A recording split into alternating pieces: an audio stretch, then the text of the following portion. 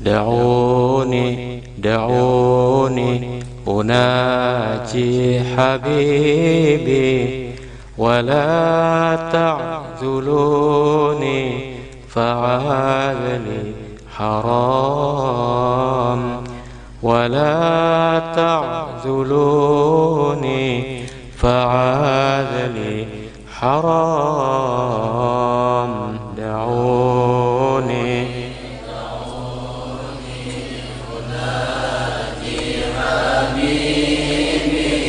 ولا تعذلوني فعاذلي حرام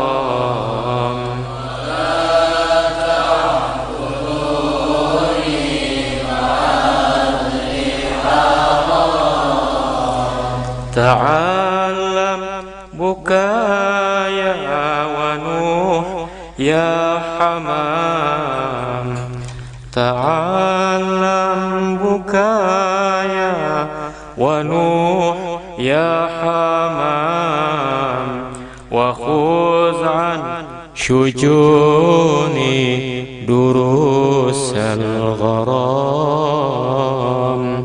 وخذ عن شجوني دروس الغرام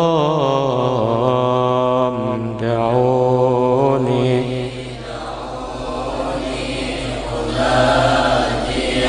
ya semangat lah.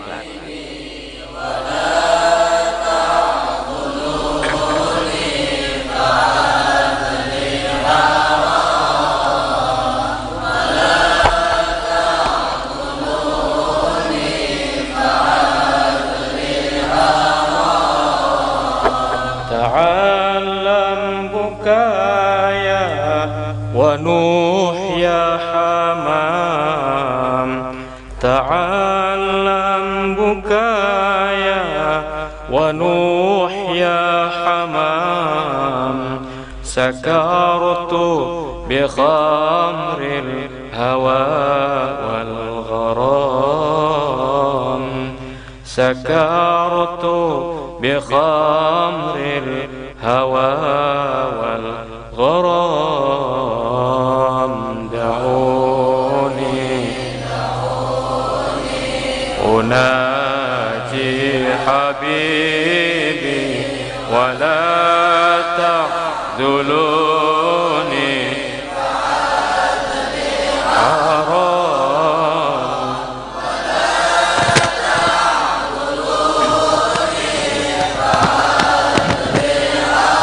Bismillahirrahmanirrahim.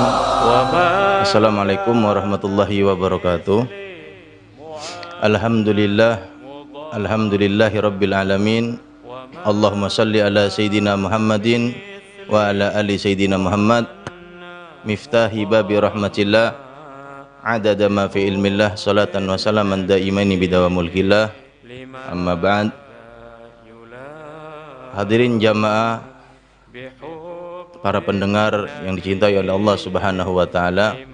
Alhamdulillah, ulun pribadi di siang hari ini bersilaturahmi ke rumah daripada pengasuh Pondok Pesantren Datu Ismail dan putra daripada Tuan Guru Syekh Ahmad Mughni, Syekh Ahmad Mughni, dan saudara kandung daripada guru kita, Guru Bahid. Beliau bernama Tuan Guru Haji Abdus Salam. Mungkin di siang hari ini dalam kesempatan yang berbahagia ini ulun pribadi ingin bertanya-tanya sedikit Guru. Mungkin diantaranya nama dan silsilah pian, kemudian pian berapa tahun menuntut ilmu, di mana saja beliau antum mondok, dan guru-gurunya. Mungkin bisa kita ingin mengetahui sedikit demi sedikit Guru, antum Guru. Dan yang mungkin yang bakal ditanya juga di antara para pendengar Guru, dengan banyaknya antum catatan atau karangan-karangan kitab itu, dengan luar biasanya lah kita ini menilai daripada karangan antum Guru. Di antaranya mungkinkah ada mandat atau ada firasat atau kan bahasa ada perintah daripada Guru, atau memang sekehendak hati ingin mencari ridha Allah mengarang kitab tuh?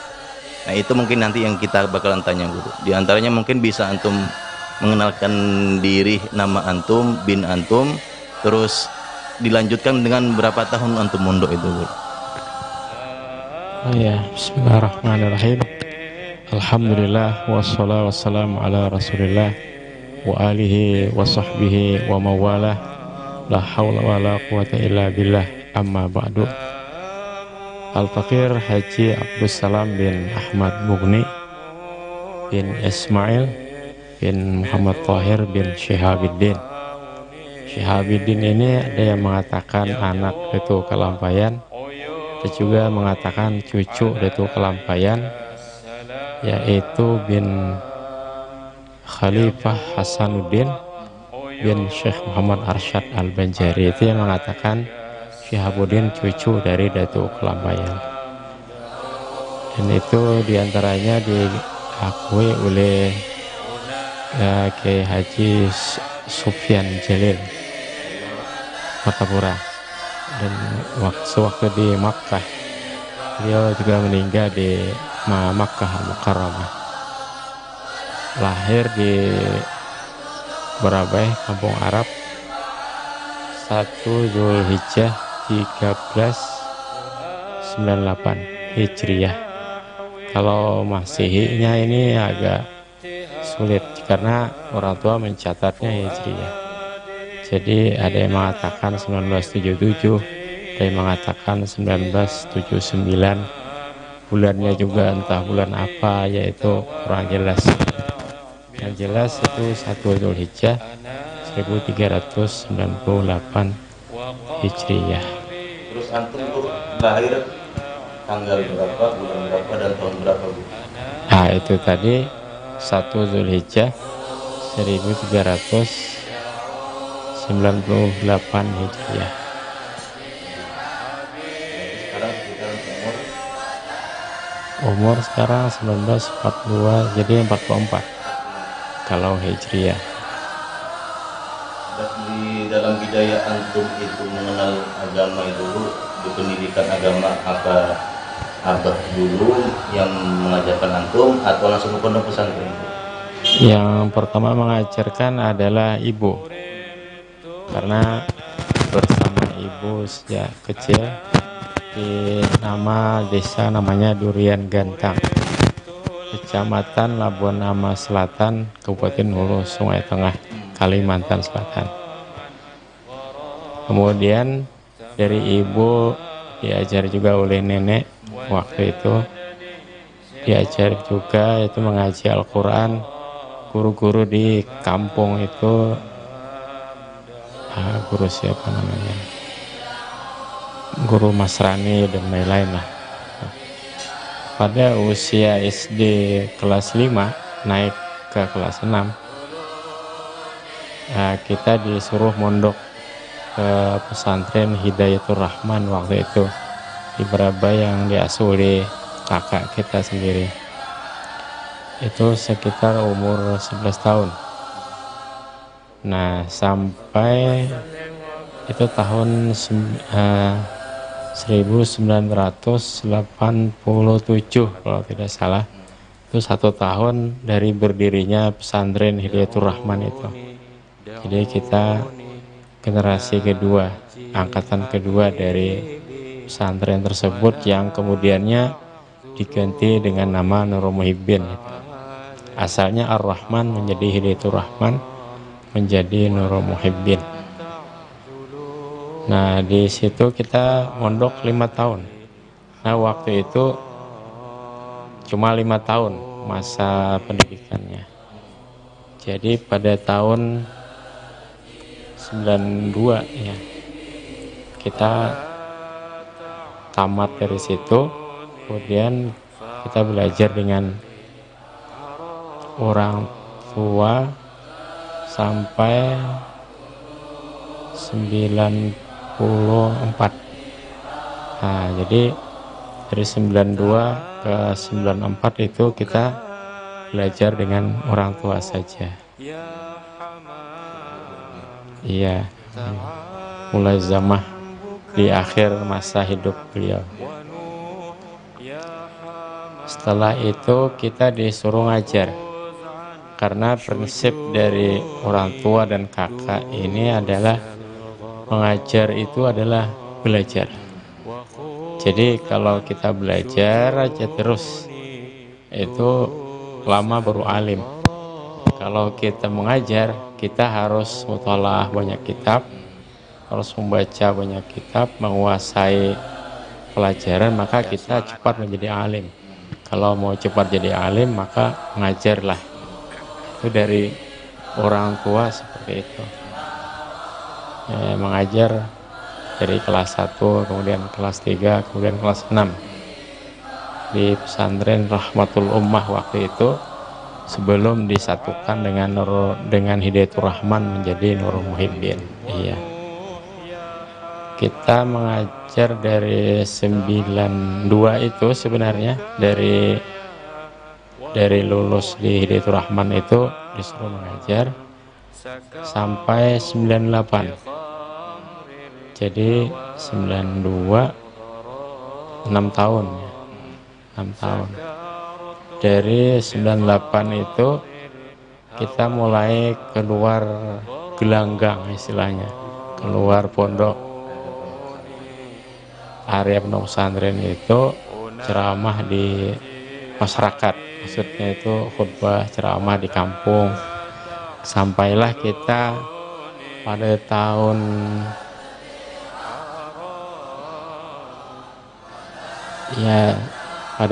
sekitar 98 itu juga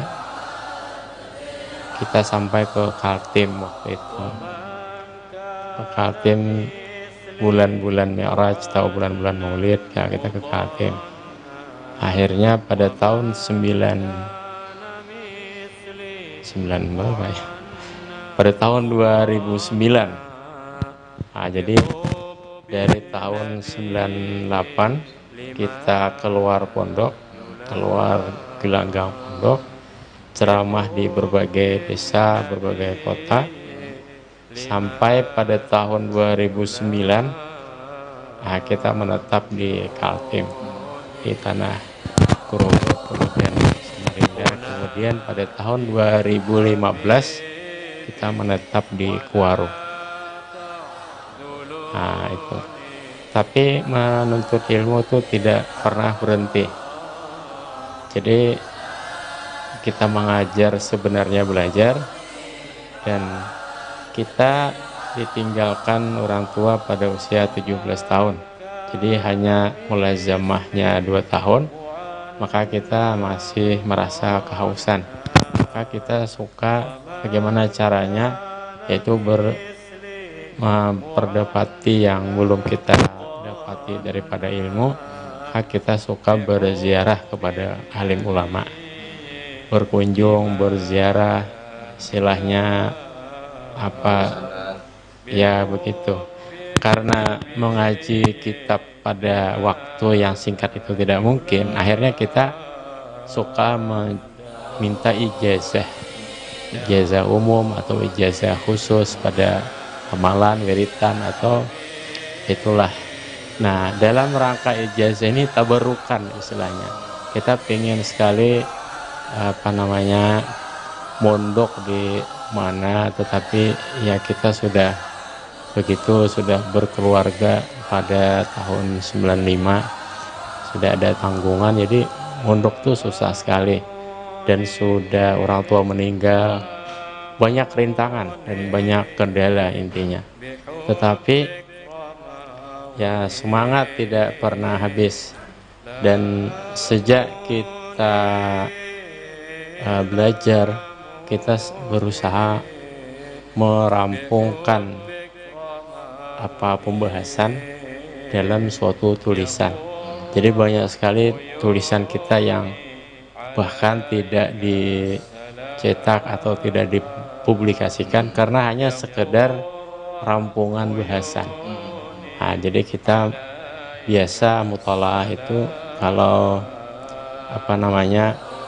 membuka kitab dari maghrib itu atau dari habis isya dijamin sampai subuh. Nah, karena suka merampungkan suatu masalah daripada ilmu itu kita tulis pada suatu bahasan air, bahasan fidyah, bahasan ini, bahasan zakat dan lain sebagainya dari sekian kitab atau referensi yang ada pada kita. Kadang kita membuka sampai 20 kitab. Nah, jadi ada istilahnya otodidak, belajar otodidak, dan ada juga belajar talaki. Dasar belajar adalah talaki. Dan kita belajar otodidak juga. Kemudian di samping itu ada belajar tabarukan. Nah, jadi ada talaki, ada otodidak atau mutalah, ada tabarukan. Nah, ini begitulah perjalanan yang kita lalui. Tabarukan ini alhamdulillah dengan kurnia Allah kita mengambil tabarukan dari 941 ulama di berbagai belahan dunia ini, timur dan barat, karena kita suka berkunjung, bersilaturahmi, atau kalau tidak kita bertelepon dan sebagainya. Di antaranya Bu, nama-namanya guru antum tabarukan itu yang antum sampai saat ini antum masih ada hubungan lewat telepon, di antaranya sudah meninggal banyak. Di antaranya yang paling berkesan itu di Yaman adalah Habib Abdullah Hamid bin Hamid bin Abdul Hadi Al-Jailani. Bertemu hanya singkat di Dawan, di Khuraibih di Dawan. Bertemu hanya singkat 1 hari itu saja, tapi berkesan luar biasa. Kita memandang wajah beliau seperti memandang wajah Rasulullah. Beliau bersinar dan ceria dan sebagainya istilahnya. Waktu itu kita naik taksi ke sana dari mana ya? Dari Tarim atau dari Hawthah dengan Ustaz Hilal atau dengan Hilal dengan siapa lagi ke sana, cuma ziarah saja, berkunjung saja. Dan untuk menemui rumah beliau itu harus nyungsep dulu di lorong gua, naik ke atas gunung sana itu. Di sana ada rubatnya Besaudan, Syekh Abdullah Besaudan. Kemudian naik lagi ke atas sana ke guanya Habib Toha Albar. Nah, jadi kami bertemu di guanya Habib Toha Albar itu bercengkrama dan bagus sekali. Dan ketika kami minta ijazah kepada beliau, beliau menangis. Misli yustajaz, seperti aku ini diminta ijazah ibaratnya. Dan seterusnya. Di antaranya juga yang paling berkesan di Yaman Utara adalah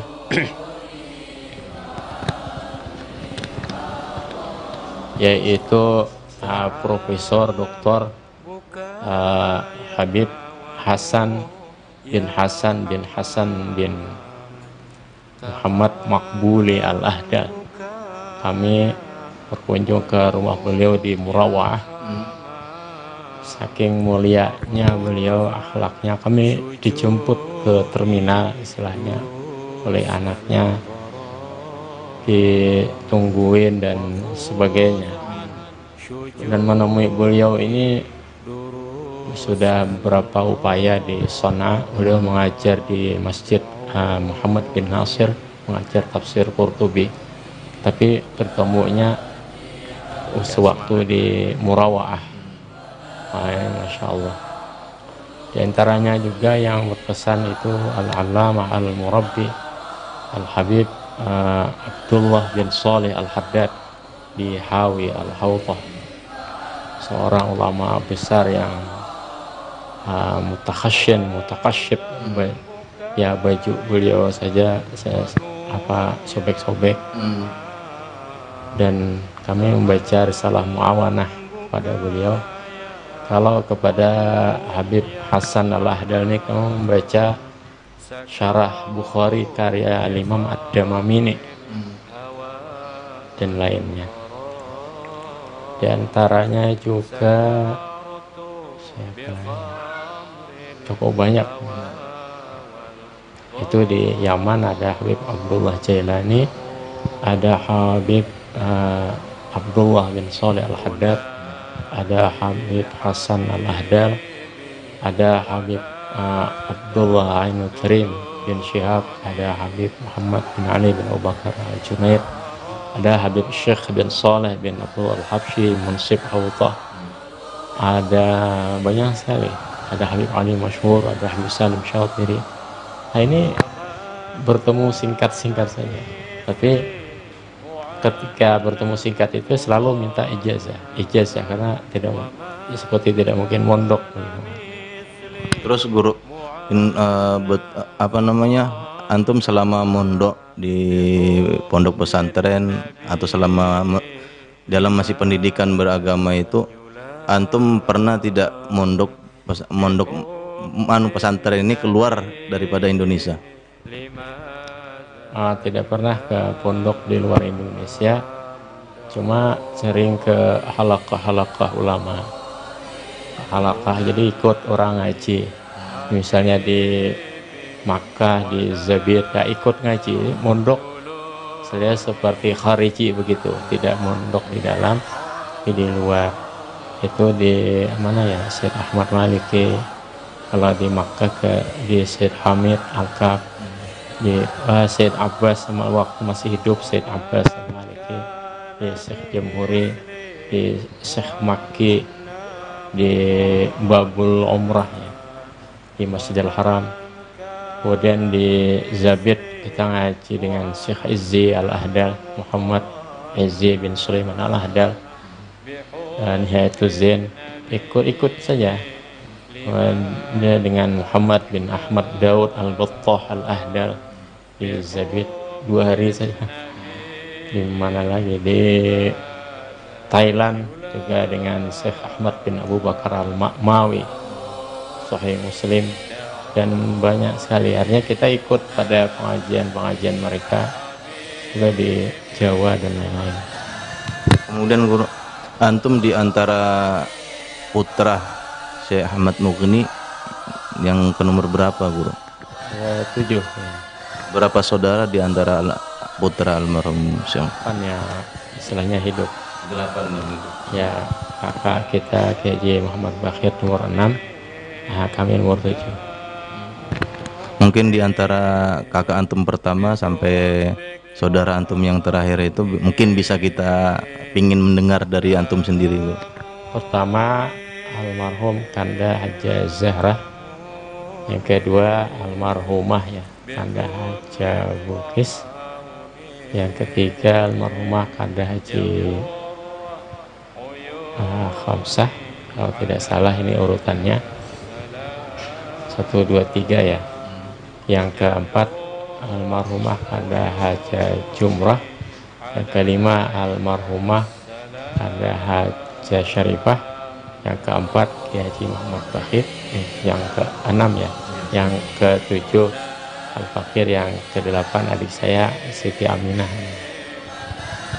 Itu betul tidak info yang Ana dengar dan beberapa orang katakan istri daripada Syekh Ahmad Mughni ini bukan hanya satu, atau memang satu dari antara saudara-saudara antum itu dari satu ibu kah atau beda ibu? Istri almarhum ayah kami ini ada 11, dan istri pertama itu namanya Zainab. Nah inilah yang melahirkan dari Kanda Haja Zahra sampai Kiai Haji Muhammad Bakhir. Kemudian ada lagi istri yang lain melahirkan tapi meninggal. Kemudian menikah dengan ibu saya yatim. Ibu Zainab itu juga anak yatim, ibu saya juga anak yatim. Kemudian melahirkan Al-Fakir dengan adik saya Siti Aminah. Berarti antum satu kandung sama Guru Bahid, cuman beda ibu gitu? Iya, beda ibu. Satu nasab, beda ibu. Kalau satu ibu beda ayah, beda nasab istilahnya. Terus ini guru, rumor mengatakan katanya antum ini juga banyak putra putri kan guru? Alhamdulillah ada putra putri 9 yang hidupnya. Kalau meninggal mungkin ada berapa ya? Yang sudah lahir 5 hari, yang dalam kandungan. Nah begitu.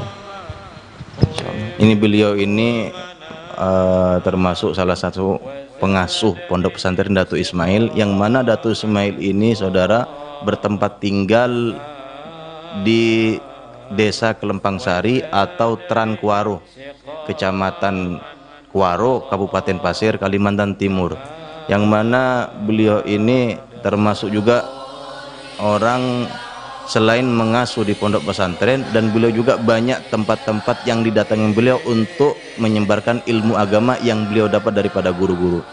Mungkin bisa kita dengarkan juga dari beliau di tempat mana saja beliau ini punya majelis atau berdakwah. Ya baik. Sejak umur 16 tahun kita mewakafkan diri di jalan Allah. Jadi hampir jarang istirahat, hampir full istilahnya, jarang tidur, jarang istirahat, jarang santai, kecuali waktu-waktu tertentu istilahnya untuk merehat. Maka sedapat mungkin kita mendatangi tempat dakwah yang sulit didatangi oleh orang lain atau tidak mau orang lain ke situ. Itu daerah-daerah yang terjal, yang jauh sekali, yang aksesnya susah atau sambutannya tidak ada sambutan di situ. Jauh-jauh ada sambutan istilahnya dan sebagainya. Daerah seperti ya pelosok di Kalimantan Selatan, di Kalimantan Tengah, di Kalimantan Timur. Nah, itu saja. Jadi daerah-daerah mana ya? Daerah non muslim, daerah begitu. Terus apa yang antum dapatkan guru di saat antum mewakafkan diri antum di dalam berdakwah? Rintangan-rintangan yang paling antum berkenan sampai saat ini tuh, yang antum bahasanya itu bakalan menjadi kenang-kenangan untuk putra putri dan cucu antum tuh guru. Kadang kita dalam keadaan berdakwah, dalam keadaan yang banyak rintangan apa kan, kita tuh pasti diingat terus sama kita dulu, bisa kita ceritakan dan bisa kita buat manakib kita sendiri, bahkan ya mungkin ada di antara antum mungkin guru bisa kita pingin dengar guru yang sangat berkenan sama antum. Alhamdulillah kita tidak pernah merasakan suatu rintangan atau tantangan. Itu soal-soal biasa saja.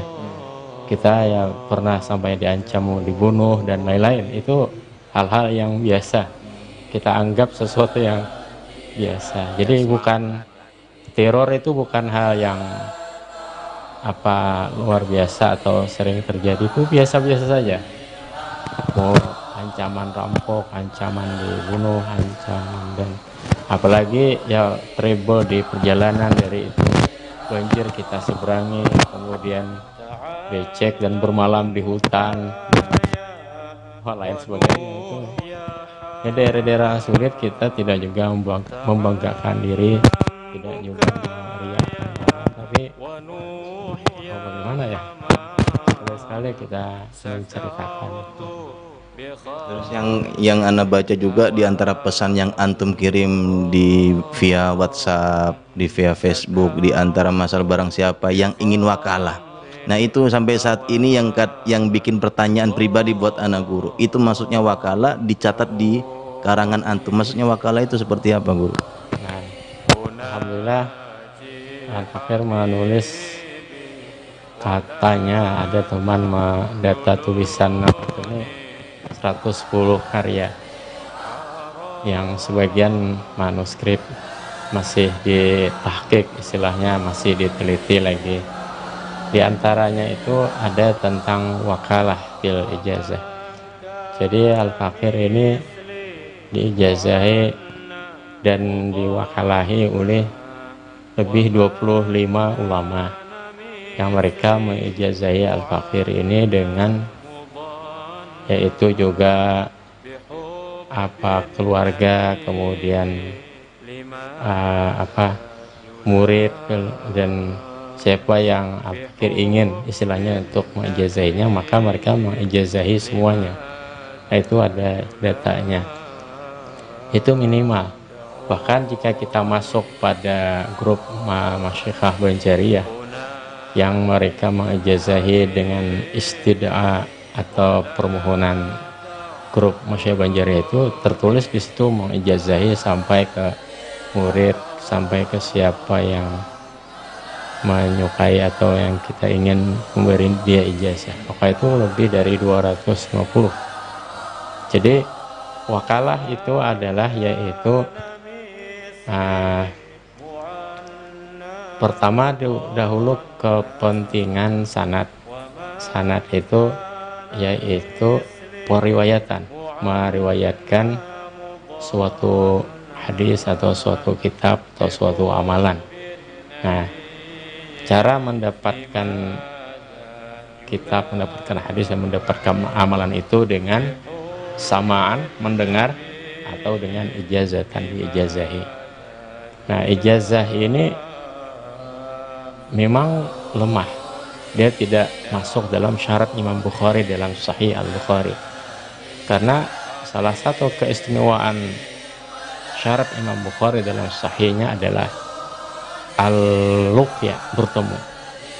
Jadi seorang murid mesti bertemu dengan gurunya baru ia meriwayatkan. Itu syarat Imam Bukhari. Tapi para ulama mempermudah, seperti imam-imam yang lain selain Bukhari tentunya, seperti Imam Muslim, walaupun tidak bertemu asal dia satu zaman. Nah, maka ada ijazah ini yaitu membolehkan meriwayatkan. Artinya meriwayatkan ini menyampaikan. Ilmu ini adalah amanah. Jadi dia tidak boleh disampaikan kecuali sebagaimana yang kita dengar atau yang kita diberi izin untuk menyampaikan.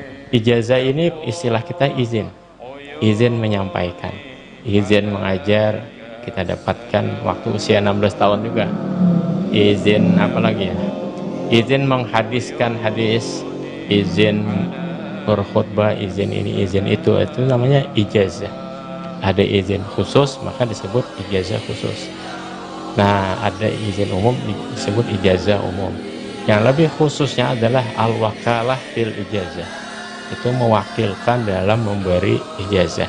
Itu seorang guru memberikan izin kepada kita untuk memberikan izin lagi kepada orang lain. Nah, ini namanya wakalah fil ijazah. Itu keistimewaan. Itu tidak semua orang diberi izin untuk memberi izin kepada orang lain.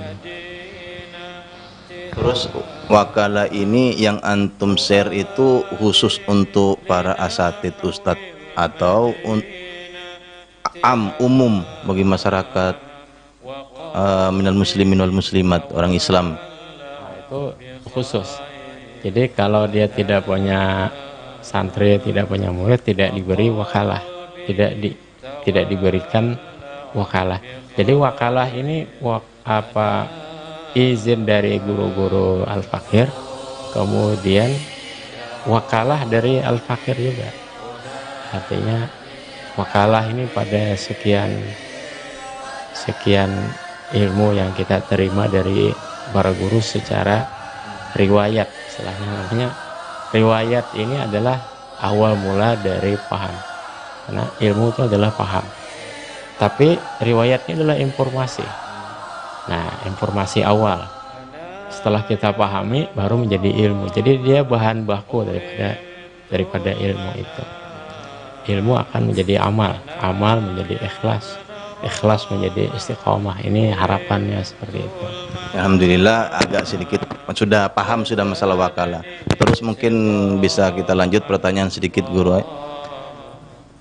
Antum bertempat tinggal langsung di saat ada orang yang memberikan wakaf tanah, kemudian antum bikin pondok pesantren. Yang ingin kita pertanyakan, antum itu maksud memberikan nama daripada pondok pesantren Datu Ismail itu apa memang mandat dari almarhum abah ayah, atau memang keinginan hati, atau ada isyarat-isyarat yang lain? Baik, mencari nama itu susah sekali ya. Kita bernama dengan nama pesantren kita dahulu, misalnya tempat kita belajar nama Nurul Muhibbin misalnya, itu bagus-bagus saja. Tetapi kita ingin tidak copy paste istilahnya, mendompleng suatu istilahnya dalam tanda petik ya, tidak. Kita ingin mandiri dengan usaha sendiri, dengan di atas bimbingan dan barokah daripada guru kita. Nah, jadi maka itu kita tidak menamakan nama dengan pesantren yang sudah ada, pesantren Ibnu Amin atau Darussalam atau Nurul Muhibbin. Kita ingin nama mandiri, biasanya karya sendiri dengan jeripaya sendiri dan sebagainya, atas bimbingan dari guru-guru kita juga, hingga di logonya pun ada 232 istilahnya, tetap saja. Nah, kemudian yang kedua, ketika kita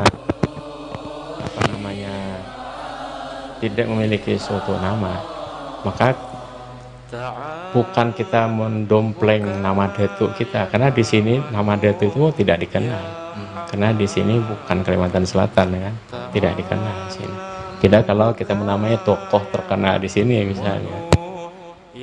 Nah, jadi nama datuk kita pun di sini tidak terkenal. Jadi bukan mendompleng nama beliau, tidak, tetapi karena kita mengingat kewaraan beliau di dalam berfatwa. Pada dikisahkan zaman dahulu ada satu kasus di negara itu, orang nyewa sampan, nyewa perahu. Terus ketika perahu itu disewa, dijalankan, meloncatlah ikan ke dalam sampan itu. Saking waraknya orang dahulu itu, jadi yang menyewa ini tak mau mengambil ikannya, yang punya sampan pun tak mau mengambil ikannya. Kata yang nyewa ini, kan aku nyewa untuk kepentinganku, bukan untuk nyari ikan. Nah, jadi ikan ini milik yang punya sampan. Kata punya sampan, pokoknya sudah kau sewakan, mau jadi dipergunakan untuk apa ya, aku hasilnya aku tidak mau ngambil. Nah, saking waraknya orang dahulu itu, maka datanglah berdua ini kepada Datuk Ismail. Datuk Ismail pun tidak langsung menjawab. Beliau pada atas alimnya, dan beliau murid oleh para murid-murid Syekh Ahmad Zaini Dahlan. Luar biasa alimnya. Semakin alim, semakin warak dalam berfatwa. Beliau tidak mau menjawab. Beliau kumpul semua ulama di negara atau di pasukan waktu itu. Mereka pun akhirnya berbeda pendapat. Yang mana al-aujah bid dalil. Ini bukan asal perasaanku begini, tidak. Menurutku, tapi al-aujah min haitsu dalil. Yang lebih sahih dari segi dalil apa? Istilahnya ada yang mengatakan itu milik yang menyewa karena dia itu haknya. Ada yang mengatakan juga milik yang menyewa dan menyewakan kan beda. Yang menyewakan dengan dalilnya sendiri. Akhirnya kata datuk kita atau kata yang lainnya disepakati belah dua. Jadi saking waraknya satu ekor ikan saja, seikung iwak saja dibelah dua. Nah, kita pun tidak bisa melakukan hal ini, sewarak ini kita tidak. Istilahnya kita ini ya, kita sendiri bagaimana kita ini bercelumuran dosa juga. Tapi paling tidak, itu apa namanya, kita ingin sekali seperti waraknya orang dahulu itu. Kehati-hatian mereka dalam harta, dalam fatwa, dalam masalah makan sebenarnya. Walaupun kita membayangkan aja sulit juga kita mengamalkan itu, tapi keinginan yang itu ingin kita refleksikan dalam keseharian, paling tidak tabarukan dengan kewaraan orang dahulu itu, sehingga ya itu saja kita bikin nama pondokan, nama Datuk Ismail. Maka ya kita dari pondok ini sewarak mungkin, sedapat mungkin kita mengikuti kewaraannya orang-orang soleh terdahulu. Nah, dalam pendanaan, dalam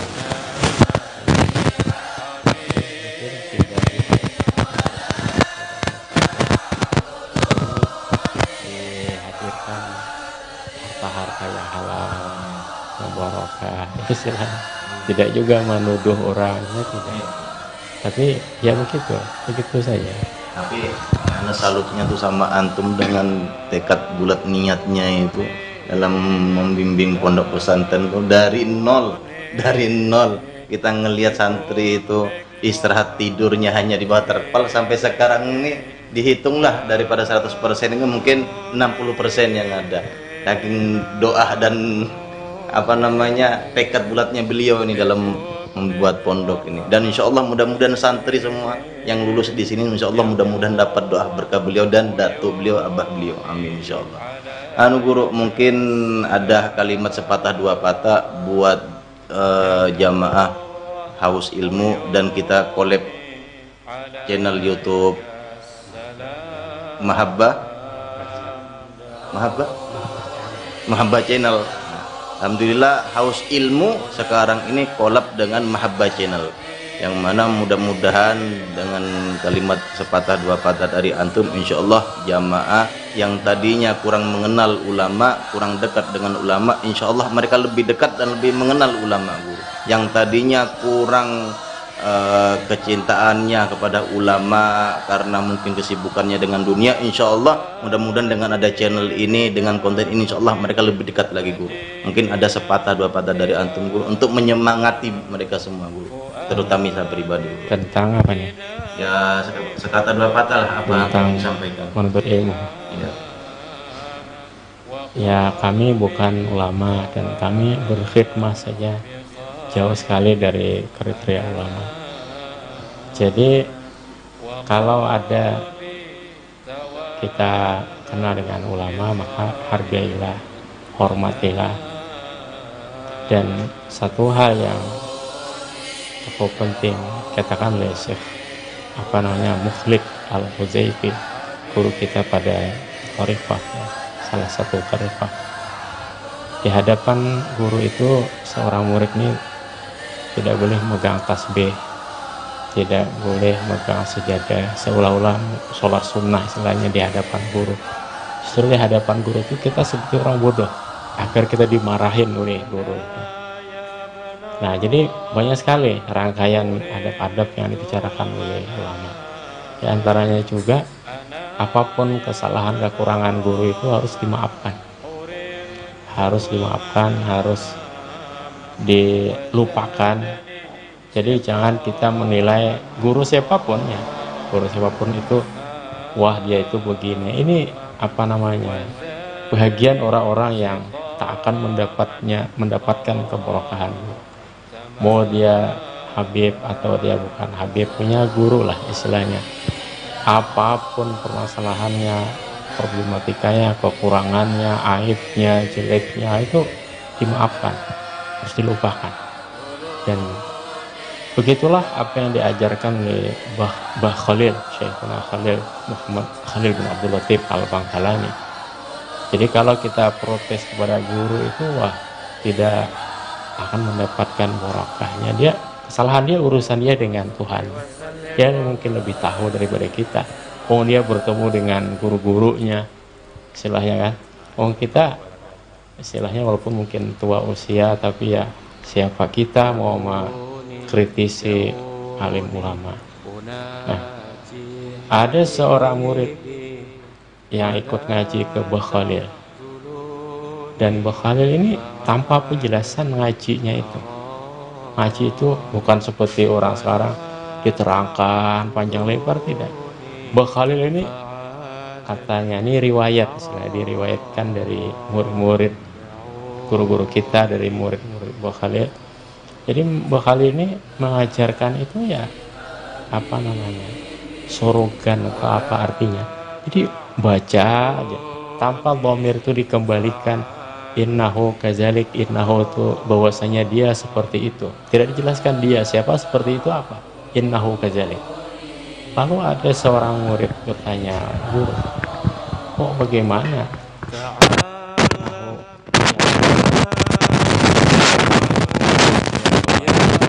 Kepada kembalinya kepada apa? Maka apa jawaban Bah Khalil?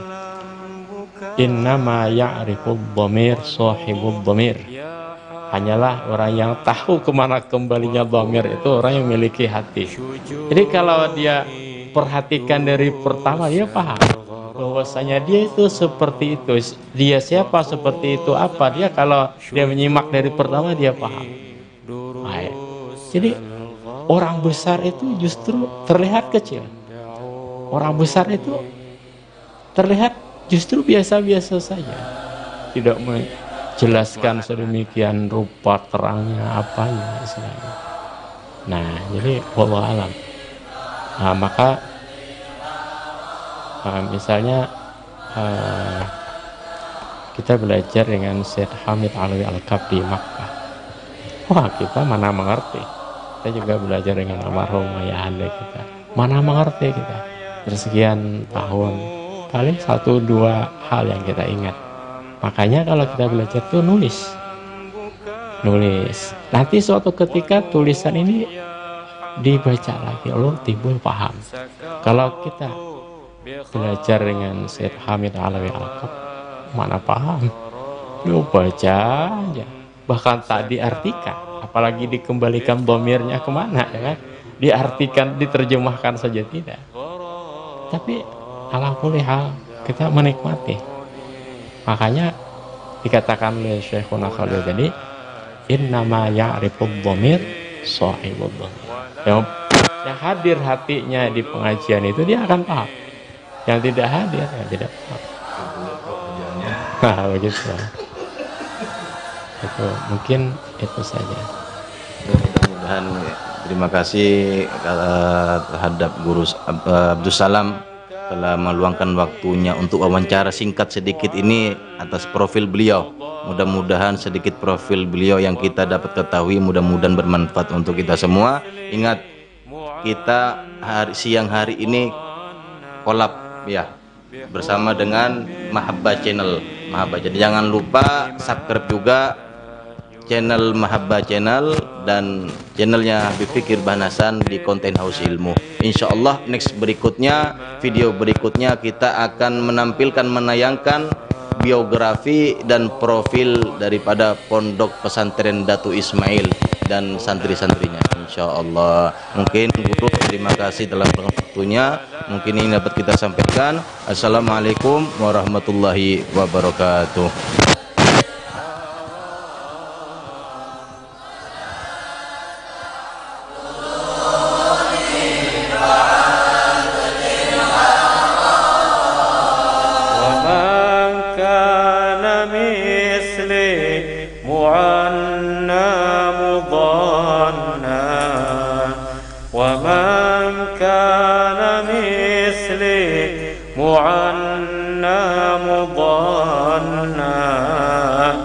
بحب النبي لماذا يلام بحب النبي لماذا يلام دعوني أنادي حبيبي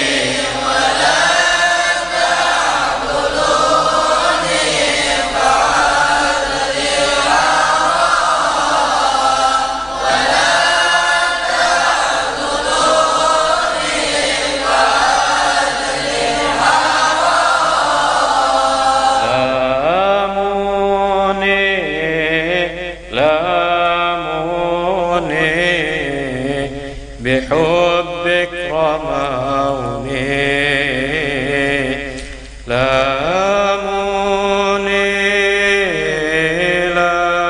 لاموني بحبك رموني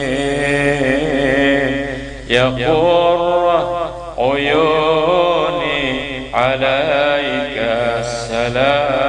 السلام يا قرة عيون السلام دعوني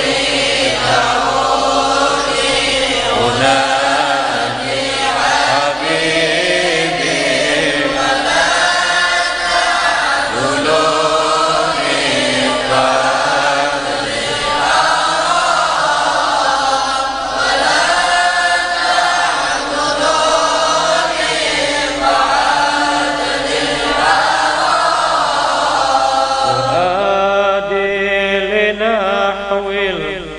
المدينة تهام فؤادي لنحو المدينة تهام وقلبي تولى بخير الأنام وقلبي تولى بخير